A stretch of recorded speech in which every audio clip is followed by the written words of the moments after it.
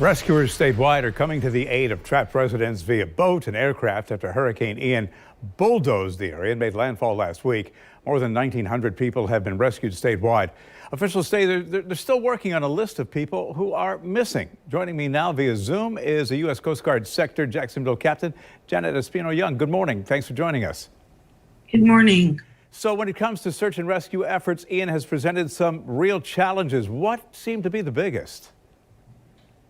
For here in Jacksonville, I think the most memorable is we were notified by a local shipping company of a ship that was they had lost communications with at the height of the storm as it was making its approach up the eastern seaboard to in the Jacksonville area.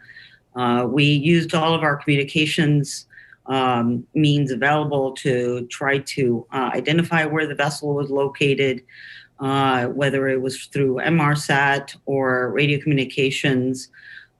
We identified the vessel with the automatic information system tracking, and the vessel was very close to the eye of the storm, and we were unable to get communications.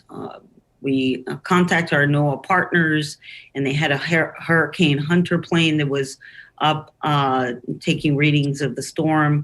And through their wonderful efforts, they were able to contact the vessel.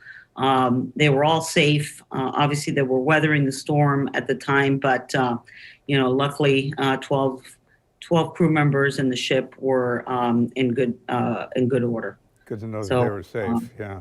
We saw here live on the air, we had one of our reporters down on the river in St. Augustine, and we saw somebody who had not tied up their boat, or it was a recreational craft, didn't get it out of harm's way. And I'm sure that there are a myriad of stories like that. And people need to take heed when a storm's approaching to make sure that their boat's either taken to safe harbor or really tied up well. Absolutely. I think we're happy here that the majority of the citizens really took heed of the weather forecast and took it seriously and went about to ensure that not only their homes were safe, but also made every effort to remove their boats. Obviously, there's always going to be the onesies and twosies that people just ran out of time. But for the most part, in our partnerships were with our local law enforcement, whether it was in Nassau County, St. John's, or Volusia. Amazing work was done by our law enforcement partners as well, that at the height of the storm, were making contact with folks door to door and ensuring that we had the best posture as well, along with our local air station, Hitron, in Savannah, to have standby aircraft ready to deploy in the event of any needs. Yeah, we talk about this amongst ourselves, Captain.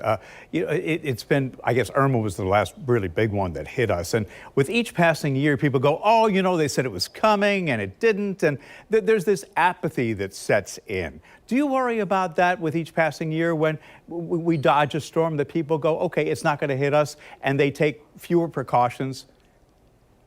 Oh, absolutely. I think that, we've seen it time and time again. I think that we've had several years of storms, whether or not impacting us, but, to our communities to the west, both in New Orleans and in the Gulf.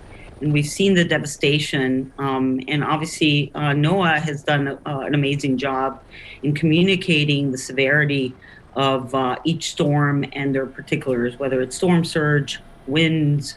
And I think the community is getting better at understanding that, there is no plan that should not be taken into effect, because the time for to take action is really right before the storm. And once the storm is out there, there's no changing back. You can't, rearrange you can't storm evade, you can't prepare, you can't ensure that your windows are protected and your boats are safe. So wishing something to be true is not a plan. What we like to ensure is that plan for the worst And if it doesn't happen, then we can count ourselves lucky because we were prepared for the worst. And the reality is, even 6 days later, there's still the chance for some flooding, and some of the seas are still rough. So, we still have to be prudent out there. Captain Espino-Young, thanks for your time. Appreciate it. Appreciate it. Thank you so much.